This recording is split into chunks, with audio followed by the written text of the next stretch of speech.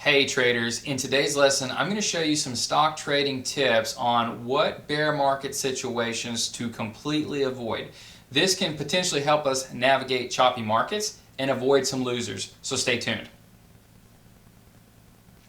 Hey traders, Cawiezell here with thetradersplan.com, here with a brand new video on what bear market situations to avoid. And I want to welcome you to another lesson. Thanks for stopping by, very glad to have you. If you're new to my channel or new to any of my lessons, I want to welcome you as well and encourage you to subscribe to my channel, as well as I have plenty of other lessons on market volatility and managing it and chart reading. So if you're interested in trading the markets, go ahead and hit that subscribe button as well as that notification bell so you can stay up to date with all my recent trading videos.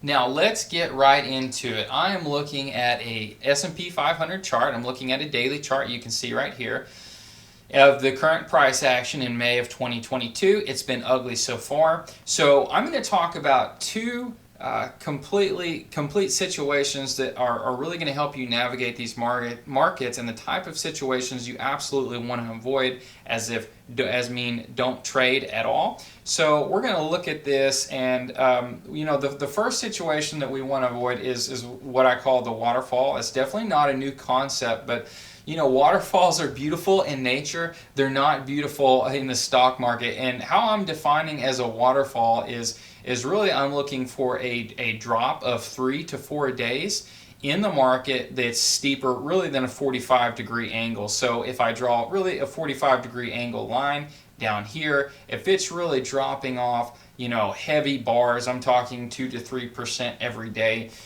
for 3+ days in a row.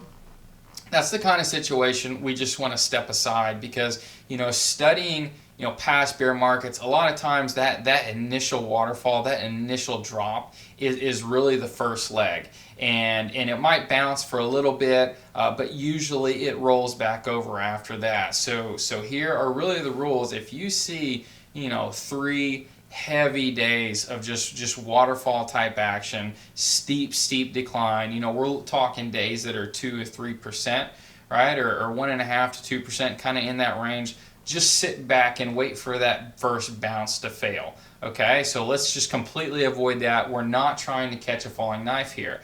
Let's go to the price action of 2020 right here. And you can see that the waterfall happened. It really started to sell off in February of 2020. When you see that, that's steeper than a 45-degree angle, because you can just draw a 45-degree line and know that that's steeper. You see that, you have to assume that first bounce is going to fail. So the first bounce, it went up 3 days, and I remember those days. Those were huge days. We're talking 4 or 5%, just enough to suck absolutely everybody in, and then it just absolutely got slaughtered after that, right? Sucked everybody in and then continued to get slaughtered. So when you see that first waterfall, understand this, the first leg. Don't get sucked into the bounce. If you do, you need to be raising your stops incredibly tight. That way you really know, you understand what's potentially coming.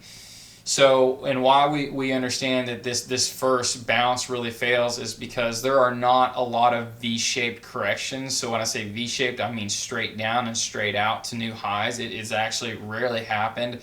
I've only seen it happen really once in the last decade, and that was in 2014. So we have to play the odds game. And, if the odds are not in our favor, or we see this straight drop, this waterfall, odds are that bounce is going to fail. So let's avoid that completely.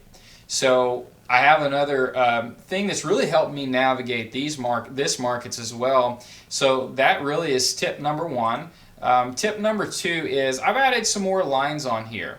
So I have added the 20-day exponential moving average and the 8-day exponential moving average.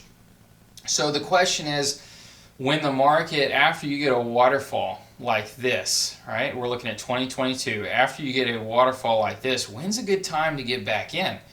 Because, or we'll talk more about that in another video. So what I should say is, how long do I stay out is probably the best question.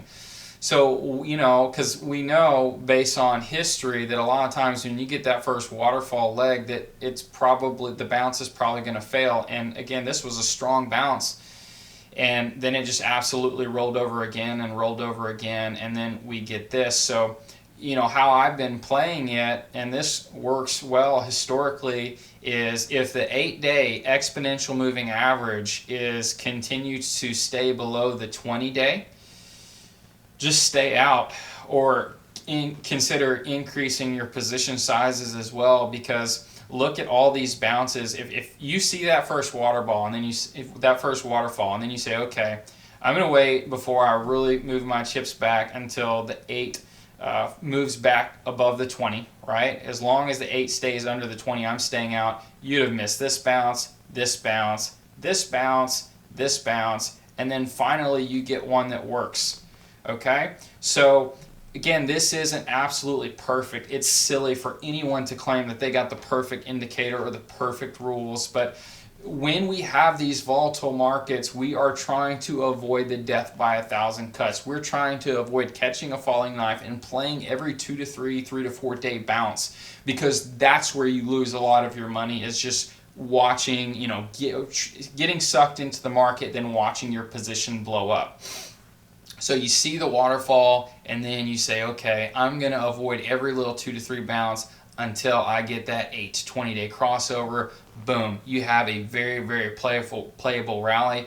And that doesn't mean that it's going to just go up forever, right? It can still roll back over. So we have more rules on when to get in and when to get out in other videos. But you know, since this market has been declining right here, I haven't taken any trades, any discretionary trades. I've still been trading my systems, but I haven't been taking any discretionary trades this whole pullback, because I know that if I'm getting sucked into every 3 to 4 day bounce, that's really going to hurt me, and that's really going to hurt me hard. Those are just hard to play. So avoid these bounces and just allow yourself to pay a little bit more to get that extra confirmation, so you're not getting a bunch of false buy signals. Let's look at the 2020 and see how we could have used this as well. So you have the 2020 drop right here, and you get the waterfall, and then the eight under the 20-day really takes over. So you're not buying this bounce, you're not catching a falling knife, you're not doing anything. You're letting the market chop around, and then finally you get that confirmation that it's safe to really, really move your chips in the middle. So again, we're trying to make money, but also we're trying to make sure that we're playing it safe during these volatile times, during these bear markets, and we're not taking a bunch of little losses that is going to affect our trading account. It's also going to affect our trading psychology and potentially set ourselves up to make mistakes. So I hope this was helpful. Feel free to leave a comment below if you have any questions. I answer those daily, or if there are other videos you want me to create, drop that in the comments as well. Now, if you're new to my channel, go ahead and hit that subscribe button as well as that notification bell so you can stay up to date with all my recent trading videos. In addition, you can check out my website, thetradersplan.com. There's some great training on there. You can click the button below. So I look forward to your comments, and I'll see you on the next training session.